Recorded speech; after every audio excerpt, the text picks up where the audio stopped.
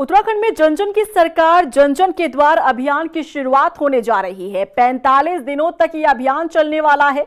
इस अभियान के तहत सरकार के 23 विभाग जनता के बीच पहुंचेंगे। वहीं मुख्य विपक्षी दल कांग्रेस ने सरकार के इस अभियान पर तंज कसा है। देखिए रिपोर्ट।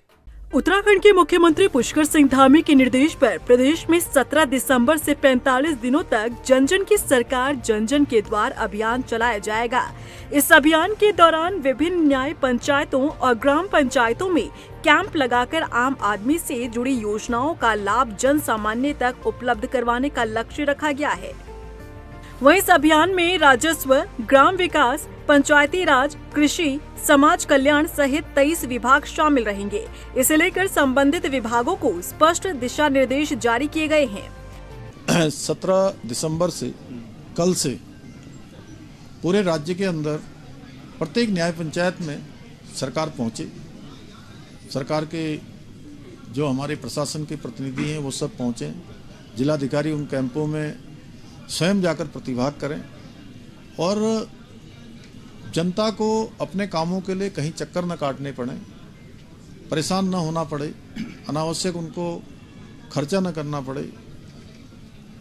इसलिए हमने ये तय किया है कि अगले 45 दिनों तक, कम से कम 45 दिनों तक, और जहाँ पर कैंप पूरे नहीं होंगे उस सीमा को बढ़ाया भी जाएगा, समयावधि को बढ़ाया भी जाएगा।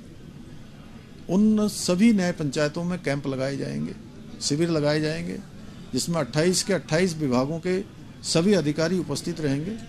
बीजेपी प्रदेश महामंत्री कुंदन परिहार ने बताया कि इस अभियान के तहत विभिन्न न्याय पंचायतों में कैंप लगाए जाएंगे और न्याय पंचायत, ग्राम पंचायतों में विभिन्न योजनाओं का लाभ प्रदान किए जाने के लिए ग्रामीण क्षेत्रों का भ्रमण किया जाएगा।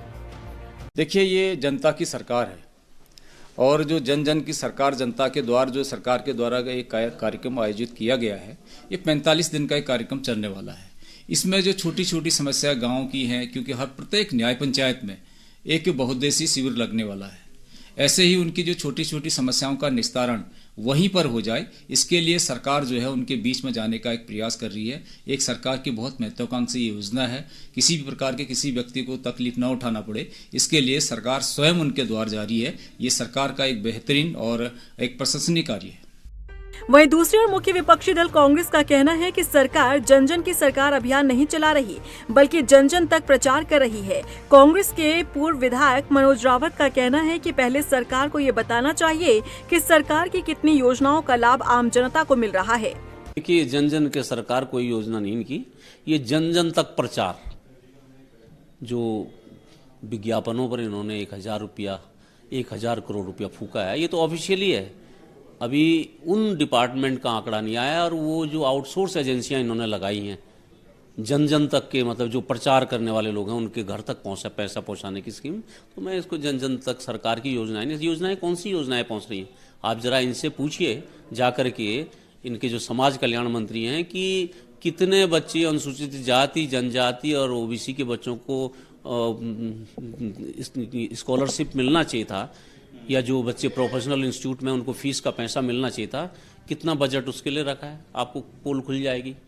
एक तरफ सरकार की मंशा है कि 45 दिन चलने वाले इस अभियान से योजनाओं की ग्राउंडिंग मजबूत होगी, पात्र लाभार्थियों की पहचान आसान होगी, शिकायतों और समस्याओं का मौके पर समाधान होगा। लेकिन वहीं जिस तरह से मुख्य विपक्षी दल कांग्रेस ने इसे चुनावी प्रचार का नाम दिया है, तो वहीं देखना होगा कि 2027 के विधानसभा चुनाव से पहले इस तरह के अभियान बीजेपी के लिए कितने कारगर साबित होते हैं। रफ्तार मीडिया के लिए देहरादून से अशोक कुमार की रिपोर्ट।